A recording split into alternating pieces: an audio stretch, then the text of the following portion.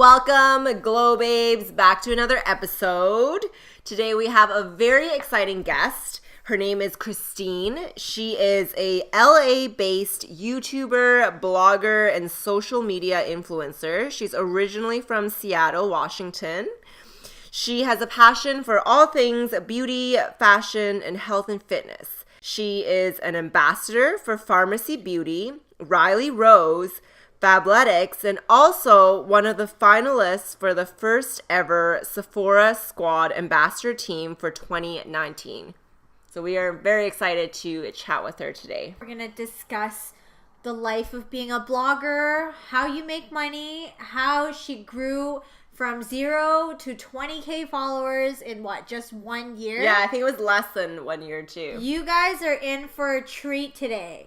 Glow Radio is a podcast for sassy entrepreneurs who are in the process of quitting their much-hated day job to work for themselves full-time. You can expect weekly conversations with unapologetic creatives, business owners, and influencers. We discuss tips on how to reach your goals, manage your time, and keep your sanity while being a major boss babe. We're Jacqueline and Clara, your favorite hype women who will cheer you on and push you to create the life that you want. We're business strategists, career and life mentors, and wellness advocates. Hit that subscribe button and follow us on IG at Glow Radio Co.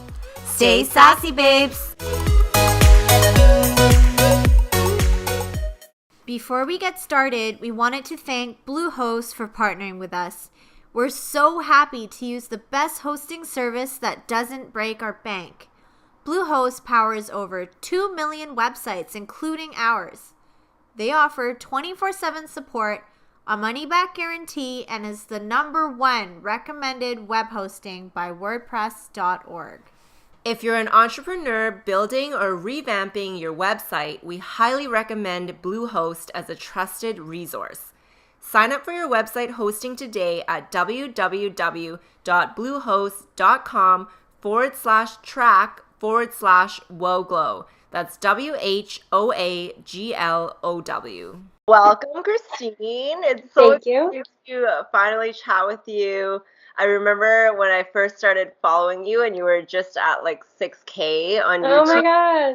Now over 20K within a few months. So I'm really excited to chat with you and learn how you did this all. Yeah. So how about, first of all, why don't you tell us a little bit about yourself and your journey? Yeah, so I started my YouTube channel about last year in January, so just over a year ago. And I had started it because in high school I was very insecure, and I actually would be what some people would call a hater, and I was just so insecure that I would actually turn to YouTube, and I watched a lot of gurus and makeup artists and stuff like that on there, and they were the people that I gained most of my inspiration from, and that's where I learned most of my makeup skills, how to gain confidence and stuff like that. And so as I grew older, I slowly got more confident and became a people lover. There's just so many more benefits to loving other people instead of feeling like everything needs to be a competition, So that eventually inspired me to start my own YouTube channel. And then ever since then, everything's just picked up really quickly. And it's been a very organic thing. I never started my YouTube wanting to be where I am today. I kind of just wanted to inspire people, and it was fun for me to do makeup and lookbooks and stuff like that. So yeah. Awesome. Wow, that's really great. You've come a long way. Yeah, it's pretty crazy, especially last year on my Instagram, I think I had 6,000 followers. And then starting my YouTube, it took me 2 months to even get 100 subscribers. So it's crazy to see where we are now. Did you have to do a lot of trial and error to kind of find the way to grow your audience? Yeah, definitely. So especially with partnerships and stuff like that too, there's just so much to learn, and I feel there's not very much information that you can find on it. So I did a lot of research on YouTube, and especially learning to be able to film and what gear to use. It's just a whole different ball game, So I had to do a lot of research to learn, and then I had videos that didn't do well, so then I figured out okay, don't do videos like that anymore, try something else.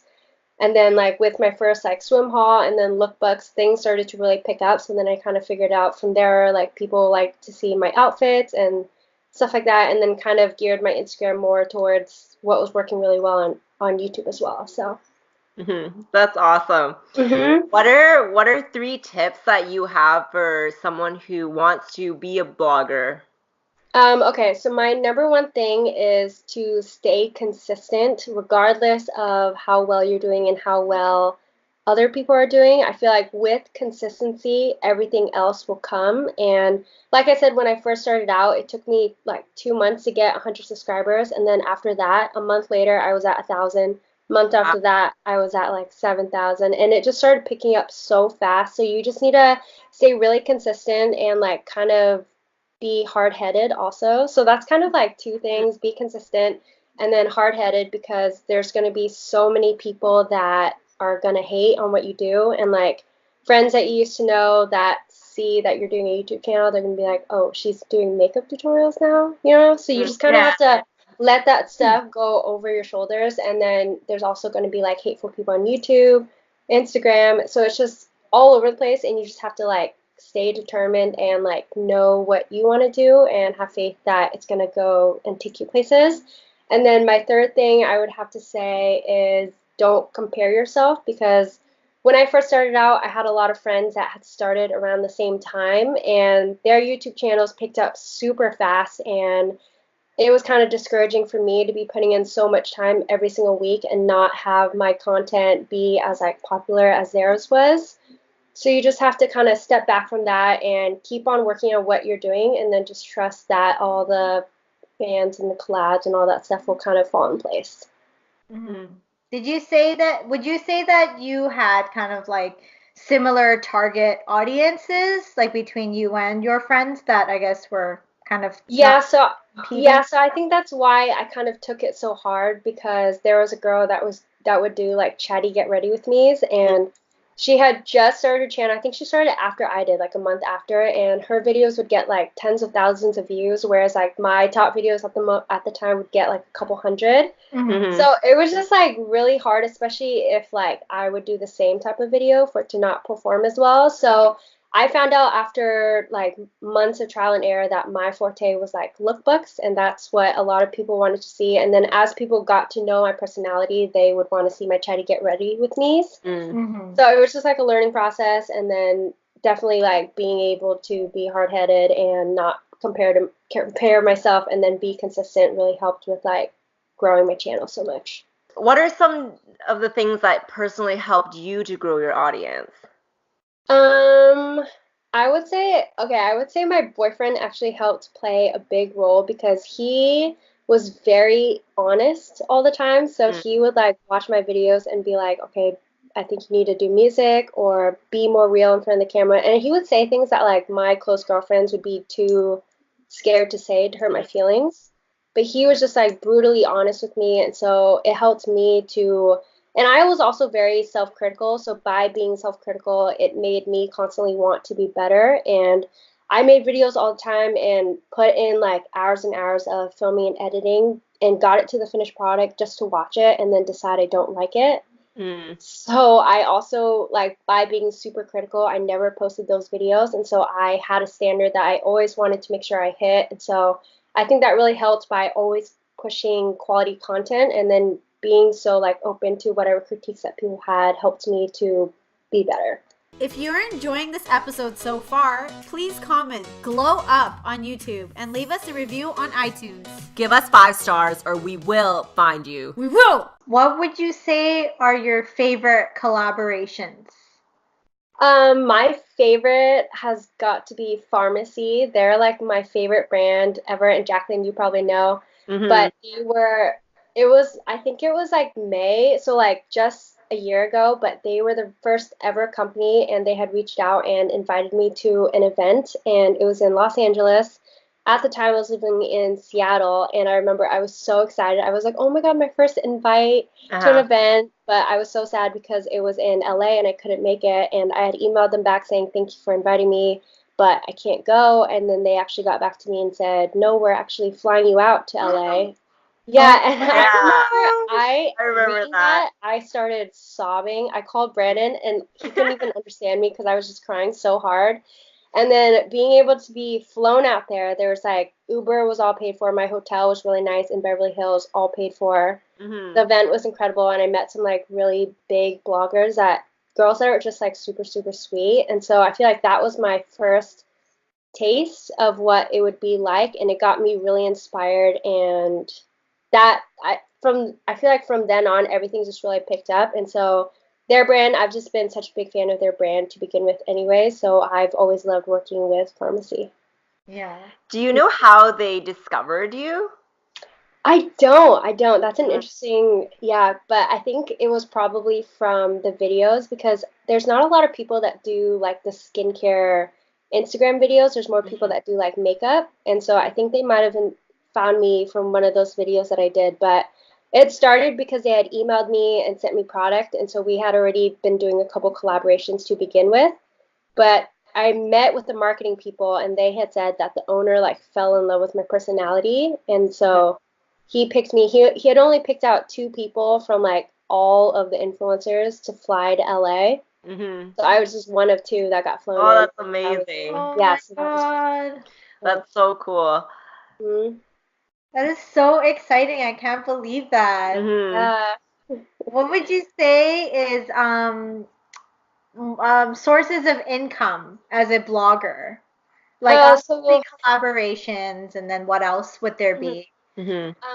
When I first started out, it was very slow, and most of the money that I actually made was through Instagram. And like companies would send me products and or clothing and be like, "Can you promote it on your Instagram?" Because that was like my bigger platform at the Mhm. time. And so I made money through Instagram to begin with. And then as my YouTube got bigger, are you asking like aside from social media? Is that what you're Oh, asking? just more on social media. Like, Yeah, what are the different Okay. streams? different ways you can make money as Mhm. a blogger. Mhm. Yeah, so there's a lot of like platforms that you can make money from. There's through YouTube, once you hit certain like minimum thresholds that they have, you start making money through Google AdSense, and then most of the time where you make like the most money is through like sponsorships. So companies will pay you to either do like a dedicated video or like a for you to like kind of talk about a new product that they have. So that I call like a mention. Hmm. And then you can also make money through like product linking, and there's a lot of like associate websites that you can link products through. Like a lot of times when I do lookbooks, like the different clothing pieces, those links are all like monetized, so I'm able to make money through that. And then I'm also like an Amazon associate, so I can make money through like Amazon links and stuff like that. So there's so many different ways, but a lot of people I feel like don't really know how to monetize their social media, so you just have to do like a lot of research before you get into it. Yeah. Do you have a favorite way? It's like your favorite way to make money? I think sponsorships are fun for me. The way that I do my sponsorships though is I'm very like particular and integrity is very important to me. So I only endorse like products and brands that I fully support. So I'll usually, if they email me to want to work together, I'll say I would love to try out your product first. And so I'll try out whatever product, clothing, skincare, whatever for like 2 weeks. And then if I decide that I truly like it, I'll reach back to them and then we'll set something up. So it's kind of fun to talk about things that I truly love and Mhm. then still get paid for it as well. And it Mhm. kind of just feels good to like be honest and upfront. And then anything that doesn't work out, I'll just circle back with the companies and say like your product doesn't work out. But like if you would like to work together on new products in the future, let me know. So it just kind of feels good to run my business in such an honest way. And Mhm. it's good to be able to share and then be paid for that as well. So. Mhm. Would you say that do you do more of the pitching yourself now, or do brands usually contact you? Brands. When I first started out, I would say it was up when I had under 10,000 subscribers. I was doing a lot of the pitching by myself. And so it also helped me to do a media kit. So I made my own media kit. And if you guys don't know, you can just like look it up what it is. But it's pretty much like a portfolio, if you will. And it has a short bio about me, all my analytics, and previous collaborations that I've done. So I put together a media kit. And then when I pitched my work to other brands or companies, I would just go ahead and send them that. So it increased my likelihood of securing a partnership with them. But since my YouTube got so big, um, it's been mainly all brands reaching out to me. It's been a while since I've reached out to a brand by myself, which has been nice. Mm, So that's when you awesome. were pitching, what would be your best advice for getting brands to pay you your worth? Like you're like, no, I know I'm worth this much. Yeah, You know, obviously some people are gonna lowball or whatever, right. but would you say the media kit was like your best thing? Yeah, so I would say, like, for me, I know how much time I put into filming and editing, and then my gear is also very expensive. So, for all that to be worth it for me, I have set prices. And when my work started picking up, okay, so when I first started out, I would charge lower rates, and it's kind of hard to even know because there's no really like industry standard, but I Mhm. would set a price that I would think would be worth it for me, and it's a little bit lower than I do now. And then brands would come back and either say, I have no budget, or we're willing to negotiate and offer something lower. And then if they said they had no budget, I would just say, I'm sorry, I'm only accepting paid collaborations at this time, because I have the mindset that if a company isn't willing to pay, there's going to be another company down the road that's willing to pay that price. Hmm. Mhm. And so it's not worth my time to be giving away free content all the time. You just have to be really secure in your work and know how much you're worth, and then just be firm on that. And then companies that were willing to pay that, I ended up working with. And Mhm. then as I built more popularity, the messages got so much that I couldn't possibly be doing like 5 sponsored videos a week. So I had Mhm. to up my prices. And so you just kind of learn that way. And then I still get companies that say we cannot pay anything. Mhm. And in those cases, you just have to say, thank you for your consideration, but I am only accepting paid collaborations at this time. So. Mhm. Do you still accept gifts? Like if like a brand wants to gift you something, Mhm. what do you usually do in that circumstance? Yeah, so usually I offer, I'm happy to try it out and share if I truly like it. And so I do a lot of gifted things, but it's without obligation of me needing to post. So that's nice because I'm still able to try out so many things, and not everything that I share with my audience is sponsored. There's also a lot of like organic things that I actually like. And then, yeah, I usually just offer, I will share if I like it. And then there are brands and companies like Farmacy doesn't pay me, Fabletics doesn't pay me. There's tons of brands that I just have a good relationship with, or I truly like their brand and products, and so I'm happy to try out their products and then just share it with my audience because I like them. Hmm. Mhm. Hmm. What are some of your tips on getting on PR lists? So I would say that goes back to creating good content, and it doesn't matter how many followers you have to a degree. I feel like brands more are looking at the type of content you create, and if they see that you are consistent and you're always posting quality content, then they are more likely to want to work with you. And so I Hmm. think that really helped me in the beginning, that I was really active on my Instagram, and then always posting a video every single week on my YouTube. Like, I think ever since I started in January, I only missed 1 week ever, and that was because I was in Hawaii and then totally forgot about it. Mhm. But yeah, What would you say is like the best frequency for posting? on Instagram. What do you mean? On YouTube and Instagram? Well, it depends on what you want to do, because I had a friend that started right off the bat. She knew she wanted to do YouTube and quit her job and then posted 3 videos a week every single week, and now she has like over 300 subscribers, 300,000 subscribers. Mm. And so I was currently working a job at the time, like a full-time job. And so it depends on how much time you're available to have, but the more the better. But I would say if you don't have time, it would be a good thing to push yourself to do just 1 video a week, and then that way you're forcing yourself to make time, and then it can slowly build into something where you can give up your full-time job to do something like that full time.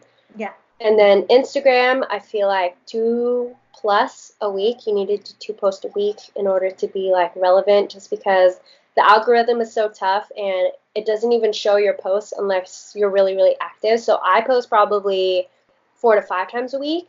Hmm. Mhm. But if you're like starting out, I feel like 2 to 3 is good. Yeah. Mhm. That's good. So how do you budget and save money as a freelance blogger? It's hard. I feel like people think that it's all fun and games and you make so much money, you get free products, but it's not as simple as people think it is. And most of the times you don't know when a paycheck is coming. You don't know like when it's going to come because some companies will take like a month to get it to you. And so I live very humbly. Like I don't spend a lot of money and I just save up I save all the paychecks that I get in and then I only spend money when I feel like I need new material for like content, stuff like that. So you were saying that in the beginning you were working full time. So what was that transition like into becoming a full-time blogger? So that was when I was living in Seattle. I lived there, I think I moved December. So it had been like a full year of me running my YouTube channel when I finally moved. But when I moved to LA, I feel like it was just a natural transition for me to, now that I'm in a new place, I have all these opportunities with all these like events and brands that I'm like living so close to now that as soon as I moved here, I was like, okay, I want to do this full time and kind of didn't pursue real estate because that's what I did back in Washington, but I didn't pursue real estate and then I just went full force into working on like my YouTube and blog and stuff here. Oh, wow. Another question on the when you get paid by brands, do they usually pay you after your work is done, or do you ever take like a deposit beforehand, or how does that kind of work? Yeah, so when I first started out, I took deposits just because I think I was very like paranoid and I just didn't know how it really worked. So I would take half up front and then half when the post or video, whatever was done. But now I get paid after the work is done, and usually we'll set up a contract, whatever, and then when I finish a video or post, I will send them an invoice, and then they'll usually pay me within the next few weeks in full. And do you know, like, how did you learn about contracts and like what you should accept and like any things that you shouldn't accept? A lot of it was through trial and error, and I'm pretty sure I have signed a lot of contracts in the very beginning that was not worth what I signed and how much I made. You know what I mean? And so a lot of it I learned through fellow bloggers. And like I said, I watch a lot of YouTube videos and like advice that people have online. I like do a lot of research. And then I have a couple friends in the marketing business, so I'm constantly asking them what they think is right, and stuff like that. I feel like a big thing that a lot of bloggers don't know about is like usage rights. And I didn't find out until literally a couple months ago that you should be charging additional you should be charging additional rates for usage. And so that it's just been a big learning curve for me, and you just have to do your research and ask if you don't know. So I have a lot of blogger friends that are bigger or with like PR companies or agencies, and I will ask them for advice all the time. They're happy to give it. Yeah. Do you have like a group of like a little bloggers group where you guys all just like a forum or Facebook group or something like that? No. Each other? No. I just have girls that I engage with all the time. So whenever certain bloggers post a picture, I will always like show love on their page and they always reciprocate. So those are like my friends, if you will. And so I just have a select group of girls that I like truly, genuinely enjoy their content and we just really like each other. So we're messaging each other all the time. And so it's a very like authentic relationship. So whenever I feel like I need advice, I'll message one of them. That's really sweet. What are some of your future goals for your blogging and YouTube? I would love to eventually get a team, and just because I feel like I would love to get back into real estate because that's something that I really have a passion for. And so I would love to be able to get like either a video editor on the team or some type of coordinator or sign with an agency that's able to help some of the coordination easier for me, just because answering emails, responding, negotiating, doing invoices, and then also filming, editing, and then running Instagram is just a lot. And it's like I don't have time to do anything else. So I'd like to be able to get people on the team to be able to have some more time for myself. And then as far as YouTube, I would love to get it to 100,000 within this year. So yeah. Yeah. Awesome. Getting an editor is probably like the best thing you Yeah. could ever do. Yeah, And just to like do all of that part for you. It definitely Right. takes a lot of time. totally. So we're just in the part of our interview right now. So we like to take it a little bit easy. All the business talk is done. So Cool. we had 3 random questions for you. Okay. Our first random question is, if you could try out any job for a day, what would you try?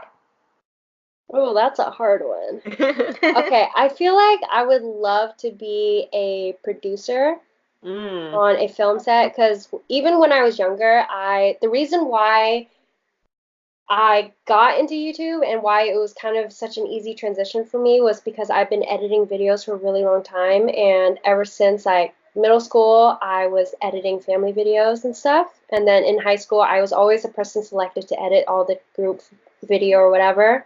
And so I would love to know what it would be like to do that in like the film industry and like film it and see that whole process. That's cool. And what do you use to edit right now? I use Final Cut Pro. I used to use iMovie, and that one worked for me like literally for a year. But then I could only do so much on it, and I had so many ideas that I wanted to do that I finally upgraded to Final Cut. Awesome. So second random question, what is one of the worst nicknames you had as a kid, if you had? Oh no! Okay, so it's funny because I didn't have any nicknames growing up, but it wasn't until I got roommates, probably about 2 years ago, and they they called me Crust. And it's funny because they'll introduce me and they'll be like, "Oh, hey, like this is our roommate Crust," and they'll hear the name and they'll be like, "Oh, that was pretty bad." Why did they call you that? Just like Well, I had one of my girlfriends. Her name is Hari, and then I just called her like Harry as kind of a joke, and then so she nicknamed me Crust, and it just stuck. So, but now it's kind of an endearing term because we'll be out like at the club or something. One of my guy friends will be like, "Hey, Crust," and I'll be like, "What?" So I don't mind it now, but when it first happened, I was like, "Dear God." That's cute. It can be pretty mortifying. Yeah. So our third random question is, what is your take on facial hair? I'd say do whatever you want, and if you want to have a mustache or unibrow, do you. But me personally, no facial hair. Wait, are you talking about for girls or men? I think we didn't specify for both, I guess. Yeah, I feel like for men, like on Brandon's and he's Chinese, half white, and on him, I just prefer no facial hair. But like I appreciate Bradley Cooper. Yeah. It's a yay on Hollywood stars. Yeah. So for the final part of the podcast, we're going to do a quick this or that lightning round. So just answer these as quick as you can, and we may judge you. It's okay, I'm hard-headed. Okay. Number 1, blush or bronzer? Bronzer. Lions or bears? Lions. Piercings or tattoos? Tattoos. Scooby-Doo or Tom and Jerry? Tom and Jerry. Bikini or One Piece? Bikini. Game of Thrones or Grey's Anatomy? I haven't watched either of them. But if I were to pick, I would say Grey's. Okay. Disney World or Universal Studios? Universal. Mansion or farmhouse? Mansion. Christmas or Halloween? Christmas. Hot weather or cold weather? Hot weather, 100%. That's why I moved to LA. Alrighty, that's all the questions we had today. Thank you so much for chatting with us. I feel like we learned a lot about the blogging world, and I think our listeners will appreciate it as well. Yes, thank you so much for having me. That was fun. Awesome. Yeah, it was super nice to meet you. Nice to meet you, both of you. Thank you. Thank you. Bye. I'll talk to you guys later. Bye. Thank you for listening, Glow Babes. Give us our 5 golden stars on iTunes and we'll be your best friends, I swear. And please share this episode with your babes that need some glow and will benefit from this. Thank you. Go,